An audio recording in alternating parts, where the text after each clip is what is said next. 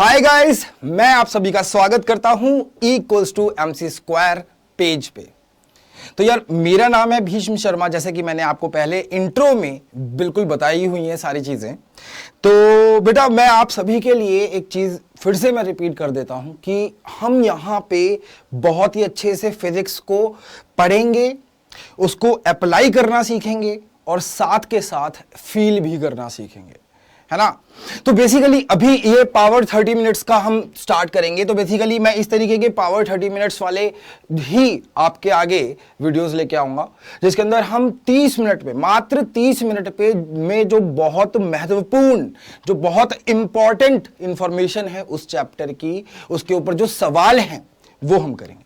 तो I hope जो बच्चे अभी जिनके एग्जाम बचे हैं क्लास 12th के, वो इस पर्टिकुलर लेक्चर से काफी फायदा उठाएंगे। तो जब ये लेक्चर खत्म होगा आपको कुछ जरूरी, कुछ इंपॉर्टेंट सवाल आते होंगे एंड वहां पे तुम लोग खेल जाओगे, ठीक है।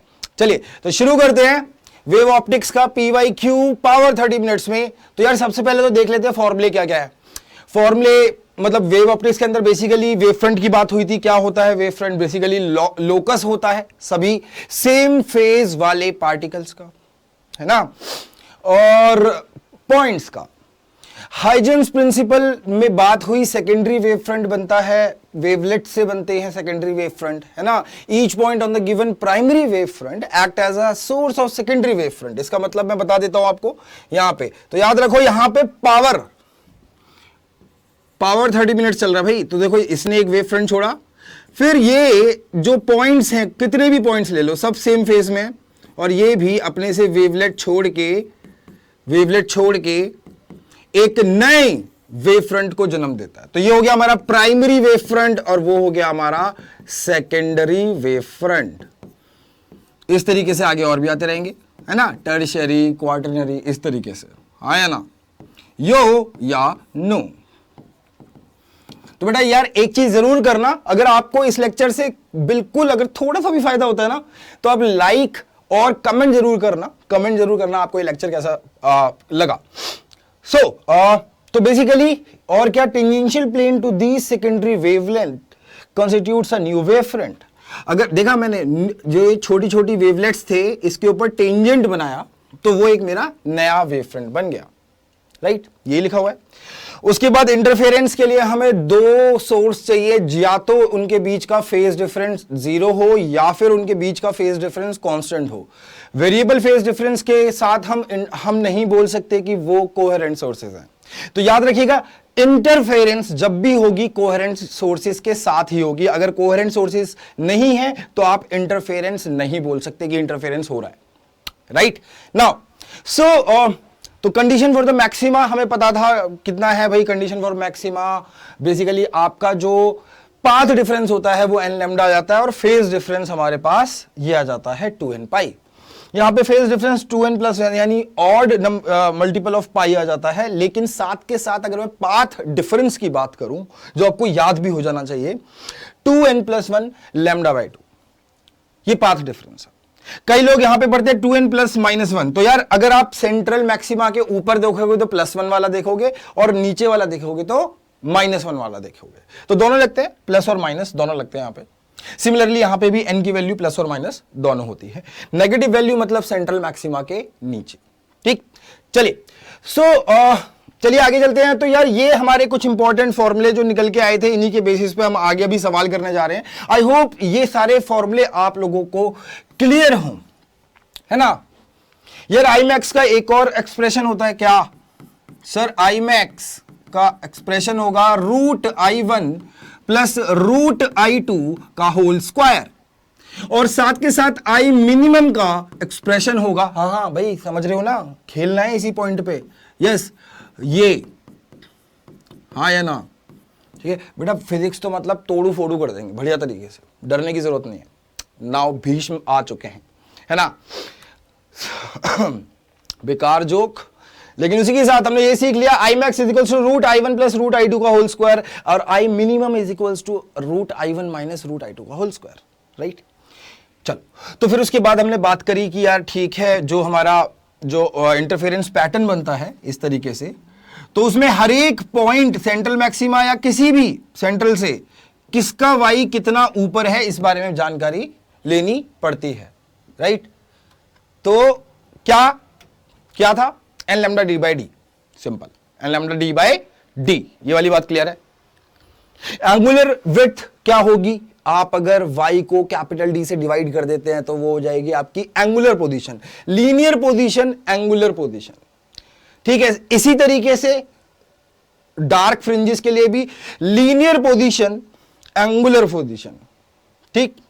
जहां पे n लिखा है वहां पे आप लिख दोगे 2n प्लस 1 बाय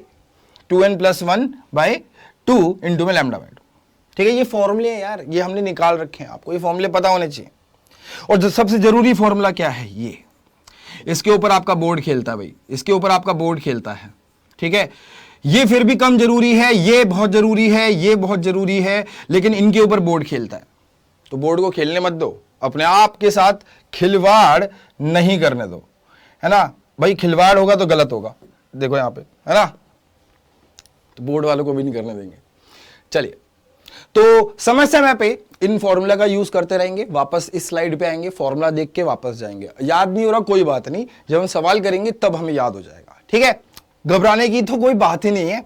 आइए, तो पहला सवाल क्या कह रहा है, पहला सवाल कहना चाह रहा है equilateral prism is made of a material, एक ऐसा इक्विलैटरल प्रिज्म है जो कि बना हुआ है किसी रिफ्रैक्टिव इंडेक्स के मटेरियल से जो कि √3 है, और पूछ रहा है the angle of minimum deviation for the prism कितना होगा, ठीक है।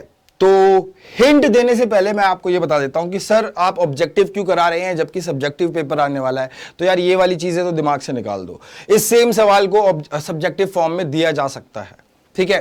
तो ये इस टाइप के सवाल हमें सॉल्व करने आने चाहिए, हमें न्यूमेरिकल सॉल्व करने आने चाहिए। अब उसके ऑप्शन दे दूं मैं आपको 4, या फिर मैं लिख दूं right your answer in detail, तो बन गया discuss the minimum deviation in detail, बन गया, है ना। तो ये चीजें तो नहीं सोचनी कि ऑप्शन है या नहीं है, ऑप्शन इसलिए लेके आया हूं ताकि आपको आंसर बताने में इजी हो, कमेंट्स आते रहने चाहिए जो भी आपको जवाब लग रहा है। तो फिलहाल इसको एक बार ट्राई करो। जो बच्चे ये वीडियो अभी देख रहे हैं तो बेटा आप पॉज करके इसको ट्राई कर सकते हैं, पॉज कीजिए, ट्राई कीजिए, उसके बाद मैं जब कराऊंगा तो you will feel the question कि यहां पे तुमसे कहां गलती हुई भैया। कोशिश करोगे तभी समझोगे, अगर मेरे इंतजार में बैठे तो नहीं होगा कुछ, ठीक है। करिए। तो इसमें मैं आपको हिंट बता सकता हूं कि यार हिंट यही है कि आपको फॉर्मूला जो यूज करना है वो डेल्टा मिनिमम वाला करना है। अगर आपको याद हो कुछ कि sine delta minimum plus a/2 upon में sine a/2 is equals to prism का रिफ्रैक्टिव इंडेक्स, फटाफट से, है ना, याद तो है ही यार। चलो मैं तुम्हारे सामने ज्यादा नहीं आ रहा, लेकिन यहां पे तो यार मेरी आप लोगों से यही है कि एक रिक्वेस्ट, डेली आओ, अपनी परेशानियों के बारे में बताओ, फिजिक्स से रिलेटेड, जो फिजिक्स से रिलेटेड नहीं है वो भी बता दो, है ना, कि भाई ये हो रहा है सर, वो हो रहा है पर्सनल जिंदगी में। इसी समय पे इसी एग्जाम के जस्ट पहले ही बहुत लोग गर्लफ्रेंड बॉयफ्रेंड बनने लग जाते हैं भैया, तो वो समझ जाओ कि नहीं करना है। इसी समय पे होता है, I am just telling you. कितने बच्चे ऐसे हैं, जितने भी बच्चे मेरे से अभी रिलेट कर पा रहे हैं ना, नीचे कमेंट जरूर डालना। चलो यार इस सवाल को करते हैं। मैंने आपको पता है क्या, जब मैं बोल रहा था जिसको ट्राई करना था वो ट्राई करके बैठ चुका है, जिसको जो सुन रहा था, तेरा क्या होगा भाई, याद है। तो equilateral prism is made of a material, ठीक है यार, कर लेते हैं। तो मिनिमम डेविएशन की कंडीशन क्या होती है, सबसे पहली बात, है ना। इक्विलैटरल ट्रायंगल है मान लिया, और क्या कहें, बोल रहा है मान लेते हैं, लेकिन कैसा भी ट्रायंगुलर प्रिज्म हो, अगर उसका जो रिफ्रैक्टेड रे है वो बेस के पैरेलल जाए, अगर समझ रहे हो, बेस के अगर पैरेलल जा रहा है, तब हम कहते हैं कि जो एंगल आएगा, है ना, जो एंगल आएगा वो मिनिमम होगा। हाँ जी, 2 का 4 2 का 4 2 का 4, बताओ भाई, यही है कंडीशन।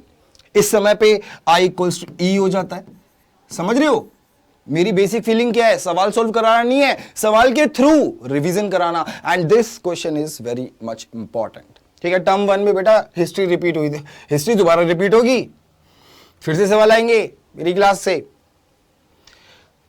तो इसका म्यू कुछ दिया हुआ है, √3 दिया हुआ है यहां पे। तो हम क्या करेंगे, हम बड़ी सरलता के साथ आगे बढ़ेंगे बिना डरे और कहेंगे कि sir mu of prism is equals to, ये फॉर्मूला बिल्कुल जोरों शोरों से कराया गया था हमें डिराइव, तो इसकी डेरिवेशन बेटा एक और इंपॉर्टेंट है, आएगी ही आएगी। और ये a/2, what is a here, यहां पे a क्या है, Apple, Apple Apple, a Apple है ना। ऑफलाइन होते तो पकड़ लेता मैं। ए प्रिज्म एंगल है, ये प्रिज्म एंगल है, ठीक है। ए वर्टेक्स है, नहीं मतलब अगर मैं एंगल ए की बात कर रहा हूं तो वो प्रिज्म का एंगल है, ठीक है। तो yes, this is my I. ये दोनों अगर पैरेलल हो गई बेस के तो ये दोनों एंगल इक्वल आ जाएंगे, और ये है मेरा एंगल ऑफ एमर्जेंस जो कि बराबर होगा आई के। तो ये जो फॉर्मूला आया था ना, ये बड़ी मेहनत से निकाला था। अब यहां देखो, इसको कैसे सॉल्व करोगे या कर लोगे, कर लोगे तो पावरफुल 30 मिनट्स, भाई पावरफुल 30 मिनट्स के अंदर हमें और भी सवाल करने हैं। Yes, you can do it. तो sir 60 plus lambda minimum upon 2 upon sine 60/2। किसी को कैसी भी दुविधा, परेशानी, गहराई बात की ना समझ आ रही हो तो बता दो। We are what, we are equal to MC² gang. अब यहां पे आगे चले तो यहां पे क्या होगा, अब मैं कहने वाला हूं यार, कैलकुलेशन खुद कर लेना, ठीक है। अब मैं यही कहने वाला हूं कि भैया ऐसा है, ये कैलकुलेशन करने नहीं आए हम, है ना। सर अपॉन में साइन 30 कितना होता है, सर साइन 30 कितना होता है, 1/2, 1/2 इधर भेज दो। √3/2 इज इक्वल्स टू साइन, चलो मैं तुम पे यार थोड़ी बहुत ना कैलकुलेशन बता ही देता हूं। तो यार ये तब होता है जब साइन 60 हो, यो तो अपॉन 2 भी चल रहा है ना।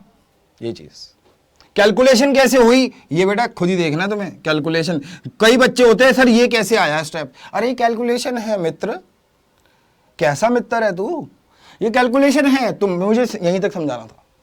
ये मैं फालतू की एक्सरसाइज कर रहा हूं तुम्हारे साथ। यहां देखिए,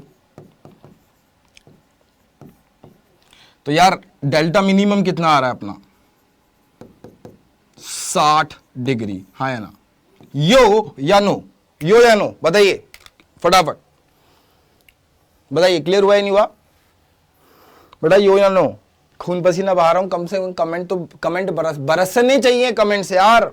और हाँ ये भी बताइएगा कि आपको नेक्स्ट क्लास किस पे चाहिए, ठीक है। तो मैं उस टॉपिक को कवर करने की कोशिश बिल्कुल करूंगा। यहाँ ये सो यार ये चमक गया, हमें आंसर आ गया, मतलब देख लो आंसर कितना आ रहा है, करके देख लो यार कितना आ रहा है। ये आ रहा है हमारा सर 120 - 60 60, तो delta minimum is coming as 60। सरल था, कॉन्सेप्ट बहुत अच्छा था, कॉन्सेप्ट बेहद प्यारा था, और वही चीज हमसे लगवाई गई है। अब चलते हैं आगे, चले आगे। तो बिना किसी देरी के सवाल number 2, a beam of light consisting, बड़ा प्यारा सवाल है यार, बहुत प्यारा सवाल है। मतलब सही बता रहा हूं कि अगर मैं अकेला इंसान इस दुनिया में होता और ये सवाल होता तो मैं शादी कर लेता इस सवाल से। क्या बढ़िया सवाल, अगेन थोड़ा सा बेकार जोक, लेकिन यार ऐसे ही है, ऐसे ही सुधरते हैं। तो यहां देखिए, a beam of light consisting red green blue colours incident on the right angle triangle prism पे। द रिफ्रैक्टिव इंडेक्स जो प्रिज्म का दिया हुआ है, देखो हर कलर के लिए अलग होता है, तो हर कलर के लिए अलग है, बिकॉज रिफ्रैक्टिव इंडेक्स किसी का भी वेवलेंथ के इनवर्सली प्रोपोर्शनल है। तो जिसकी वेवलेंथ ज्यादा उसका रिफ्रैक्टिव इंडेक्स कम। खुद देख लो, रेड कलर की वेवलेंथ जिसका सबसे कम है वो रेड है। अरे बोला है ना कि भाई रेस्पेक्टिवली का मतलब है जो पहले जिसकी बात की गई है पहले उसका। तो यानी इसकी वेवलेंथ ज्यादा होती है तो इसका रिफ्रैक्टिव इंडेक्स कम पाया गया है। तो इसी तरह से और भी रिफ्रैक्टिव इंडेक्स है। सवाल क्या पूछ रहा है वो कि भैया जब ये यहां से निकलेंगे, जब ये निकलेंगी तो हमें बता दो कि क्या रेड कलर, अरे ये मिक्स आ रहा था, रेड ब्लू और ग्रीन का मिक्स आ रहा था, तो वो ये कहना चाह रहा है separate the red colour part from the green and blue, क्या ऐसा होगा? या फिर ब्लू कलर रेड और ग्रीन को छोड़ के निकल जाएगा, या ऐसा होगा? या सारे तीनों कलर अलग अलग हो जाएंगे, डिस्पर्स हो जाएंगे, डिस्पर्जन या ब्रेक हो जाएंगे, या ऐसा होगा? या फिर no separation of the three colours at all, कि भाई कोई सेपरेट ही नहीं होगा। बहुत अच्छा सवाल है ये, बहुत बढ़िया यार, मतलब मजा आ गया मेरे को, सवाल बोलने में मजा आ गया। तुम्हें सुनने में मजा नहीं आया तो कोई बात नहीं, है ना, सवाल यहां पे देख लो फिर से, मजा आएगा क्यों नहीं आएगा। तो वो ये कह रहे हैं कि यार बात है कि तीन साथी हैं, क्या तीनों एक साथ निकलेंगे, या कोई है ऐसा जो नहीं निकल पाएगा, जो बिछड़ जाएगा? तो बिछड़ने का जो सिक्का है वो कैसे पता चलेगा? यहां देखो भाई, देख रहे हो? हाँ जी, हर पॉइंट पे मैं अगर नॉर्मल बना दूं ना, तो बेटा हर पॉइंट पे अगर मैं नॉर्मल बना दूं तो तुम लोग क्या पाने वाले हो? ये एंगल कितना आने वाला है? 45 45 45 भाई, 45 45 45।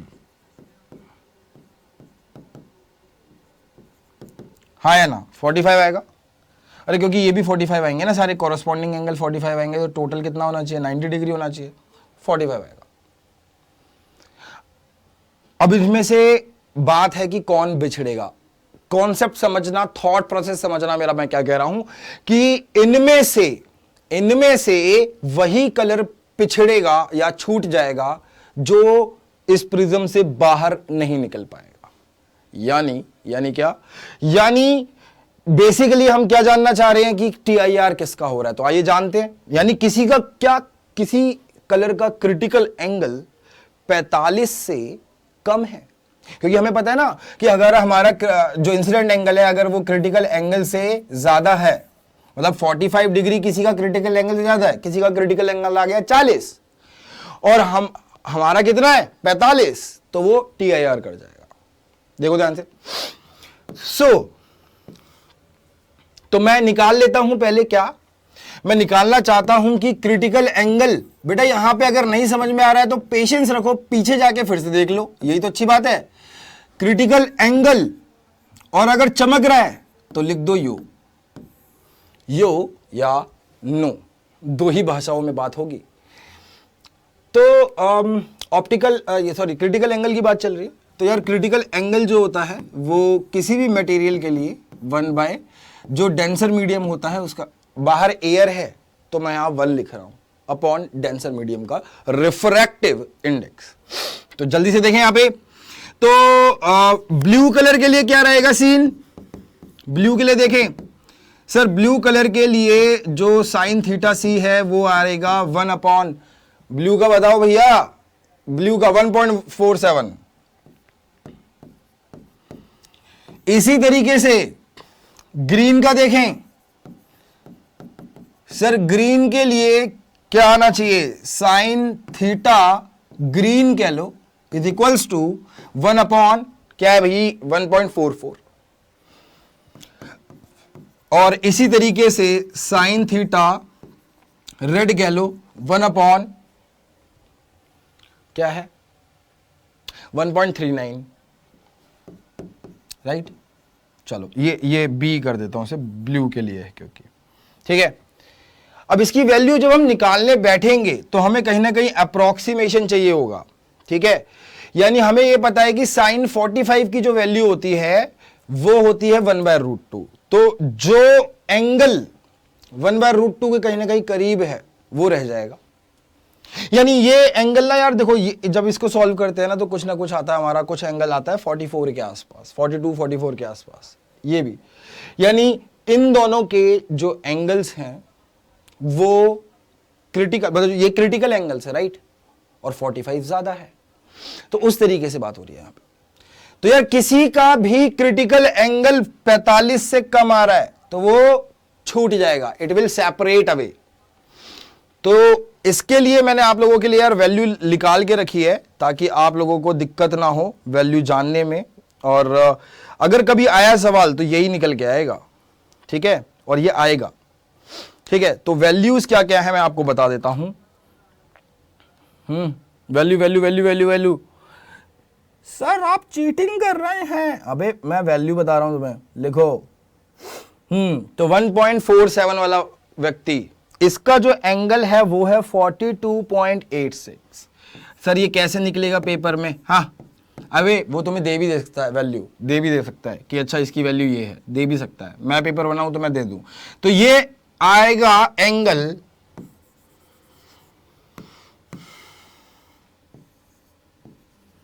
कितना? 42.86।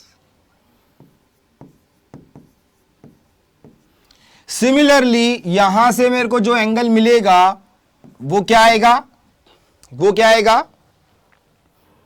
44 डिग्री के आसपास आएगा भाई, है ना? ये आएगा 44 डिग्री के आसपास। और यार ये जो रेड है ये अप्रोक्सीमेटली 46 डिग्री के आसपास आएगा। यो या नो, देख लो इसे ध्यान से।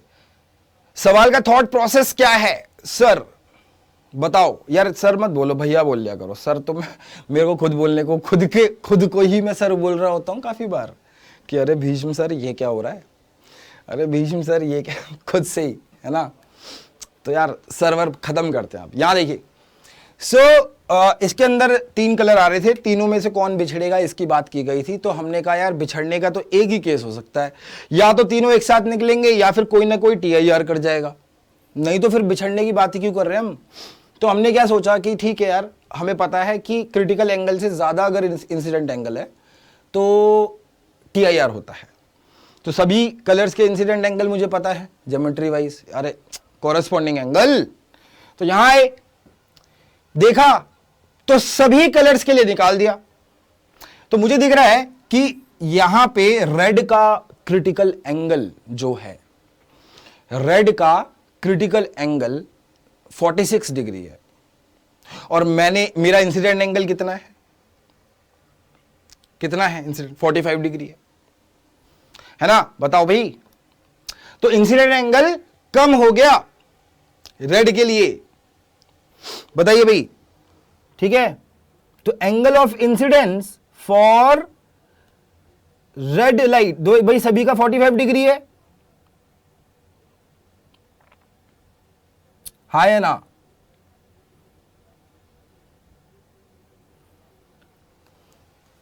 ठीक है।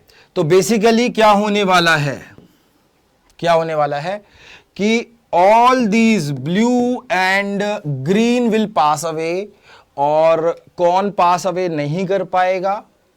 रेड एंगल, ठीक है? Red colour will not able be to pass away. तो यहां पे हम क्या कहने वाले हैं भैया कि रेड कलर हो जाएगा सेपरेट बाकी ग्रीन और ब्लू से। रेड कलर हो जाएगा सेपरेट ग्रीन और ब्लू से। ये वाली बात क्लियर है ना?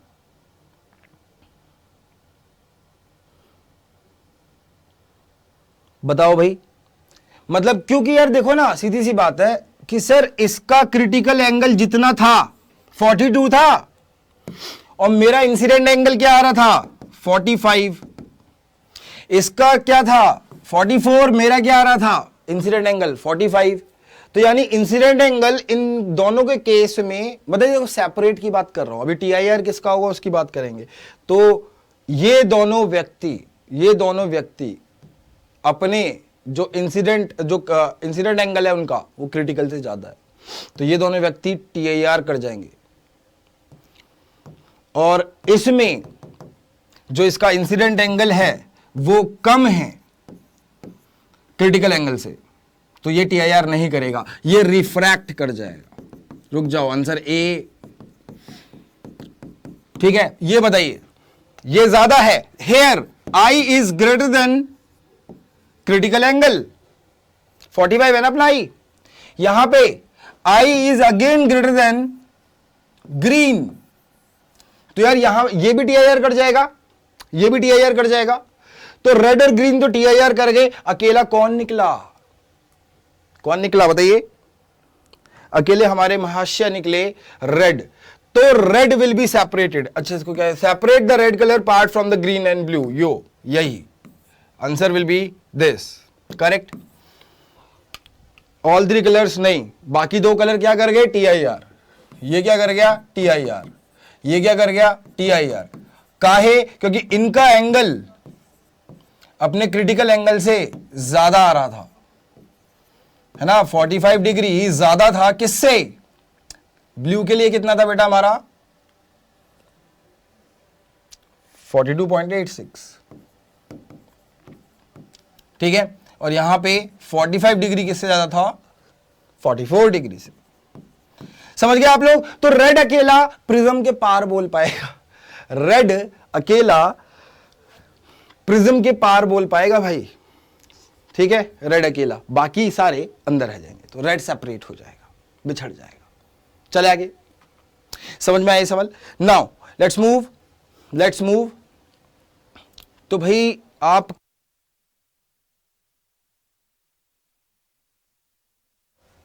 आपका पावर 30 मिनट्स के लिए 4 मिनट और बचे हैं। यहां देखें कुछ बढ़िया सा, ये क्लियर हुआ है, बहुत बढ़िया सवाल है, आप इसको वापस से रिपीट करके भी देख सकते हो।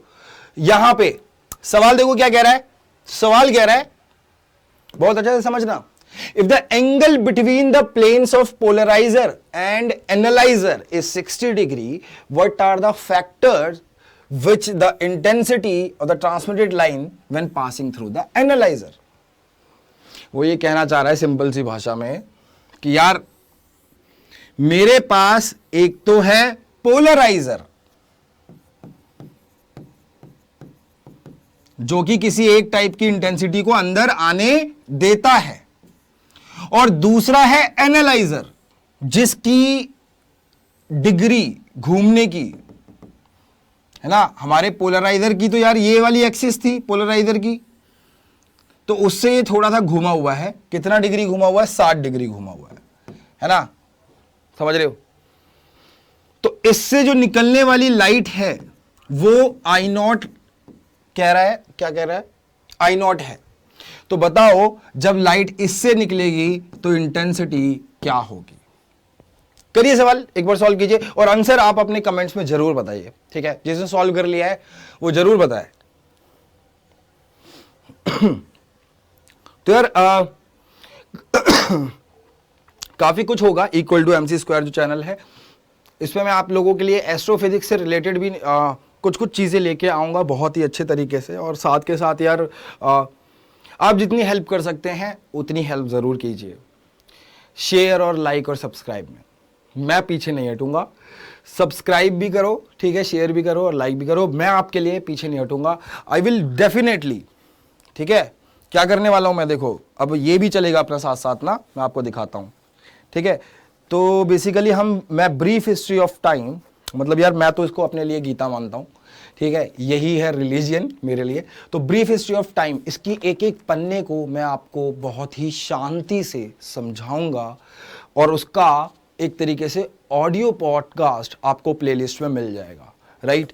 तो I am not promoting this book, but क्या कह रहा हूं कि इसको समझने में मजा आ जाएगा सरल भाषा में, तो वो भी मैं करूंगा, ठीक है। काफी सारी चीजें सोची हुई हैं, धीरे धीरे होगा सब, है ना। वन मैन आर्मी थोड़ा सा शुरू में धीरे होती है, लेकिन बाद में फुल ऑन हो जाती है। चलिए निकाले इधर। तो यार इसने आई नॉट भेजी, तो मुझे पता है सर सीधा सा फॉर्मूला क्या है कि सर जो इंटेंसिटी होती है वो आने वाली इंटेंसिटी, अब इसमें कौन सी इंटेंसिटी घुस रही है एनालाइजर में, आई नॉट, और कॉस स्क्वायर फाई, इसका स्क्वायर है ना 5/2,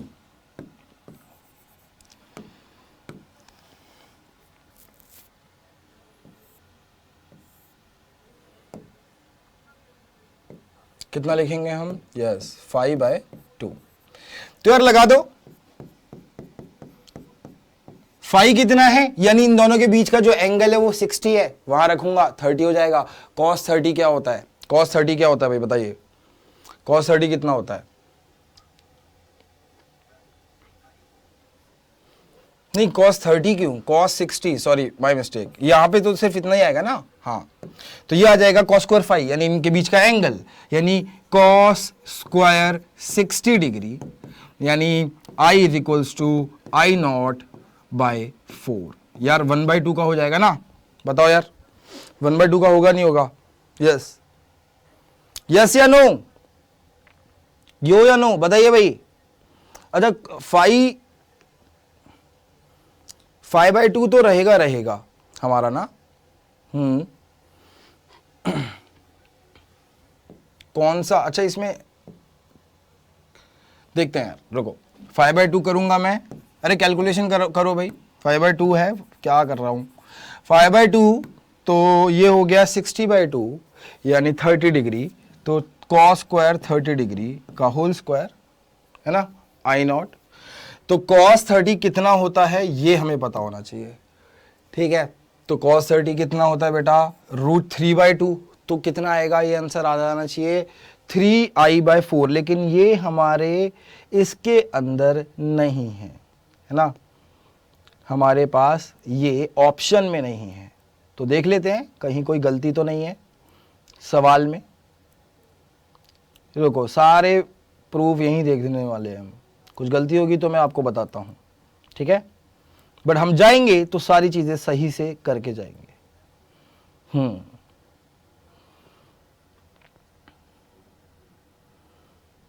यस जो एनालाइजर से हमारी लाइट जाती है उसके लिए तो हम cos स्क्वायर फाई ले लेते हैं, और जो हमारी, क्योंकि पता है दो इंटेंसिटी के है, मैं तो चलो 5/2 नहीं, मैं खुद, चलो इस वक्त पे तुम कह सकते हो कि हम अलग से कंफ्यूजन, लेकिन अब याद रखना बहुत अच्छी बात है ना, मैं तो खुश होता हूं, मतलब एज अ टीचर यस हो सकता है कि मैं कुछ चीजें भूल जाऊं, that could be possible right, लेकिन पहली बात गलत नहीं करना, गलत नहीं कराऊंगा ना गलत करूंगा। यहां देखो, हाँ ठीक है, अपन का कंफ्यूजन क्या हो जाता है, एक है हमारी, यहां देखो अब ध्यान से यार, एक है हमारी इंटेंसिटी जो उधर यूज होती है इंटरफेरेंस में, वो होती है आई नॉट cos स्क्वायर 5/2, और एक है यहां यानी आई मैक्स, एक है यहां जो एनालाइजर पोलराइजर में यूज होती है, यहां पे cos स्क्वायर 5, यानी ये इसके और इसकी एक्सिस के बीच का, इन दोनों की एक्सिस के बीच का खेल है, ठीक है। चलिए तो आई होप अभी अपने को काफी अच्छे से समझ में आया होगा। तो यहां पे हम cos स्क्वायर 60 लिख देंगे, and yes I naught by 4 will be the answer, ठीक है। अपन को गलत नहीं जाना था, ये अच्छी बात है कि यहां पे ये गलती हुई, मैं इस चीज को प्रेज करता हूं, गलती मेरी है क्योंकि, लेकिन गलती होने से ये अब आपको याद भी रहेगा, ये एक साइकोलॉजिकल फैक्ट है। तो अब यहां पे तुम्हें याद रहने वाला जीवन भर कि सर ने एक बार गलती की थी, फिर उसको हमने करेक्ट किया था, और करेक्ट कैसे किया था, हमने ये जाना था कि यार ये वाला जो फॉर्मूला होता है वो इंटरफेरेंस के लिए होता है, ये फेज डिफरेंस होता है असल में, ये इंटरफेरेंस के लिए है, YDSC के लिए है, और ये आई नॉट cos स्क्वायर फाई ये हमारा किसके लिए है, पोलराइजेशन के लिए है, ठीक है। चलिए तो यार आई होप आपका ये पावरफुल आधा घंटा बहुत ही बढ़िया तरीके से गया हो। एक सवाल है ये आप करके आएंगे और इसको आप, इसका जवाब ABCD आप नेक्स्ट क्लास में कमेंट में देंगे। नेक्स्ट क्लास में इस सवाल के साथ साथ मैं नए और सवाल लेके आऊंगा। तो बहुत ही इंपॉर्टेंट सीरीज चल रही है ये प्रीवियस ईयर क्वेश्चन की, तो आप लोग अपने दोस्तों में फैला दो ये सारा का सारा, लिंक हर जगह, एंड जितना सपोर्ट कर सकते हो लाइक सब्सक्राइब और शेयर से उतना जरूर करो यार, ठीक है। आपके लिए काफी कुछ सोच रखा है, and I will do it for sure. चलिए मिलते हैं नेक्स्ट लेक्चर में, तब तक के लिए बताइएगा कि आपको ये पावरफुल 30 मिनट कैसे पावरफुल लगे और लेक्चर ने आपकी कहां कहां पे हेल्प की। Thank you.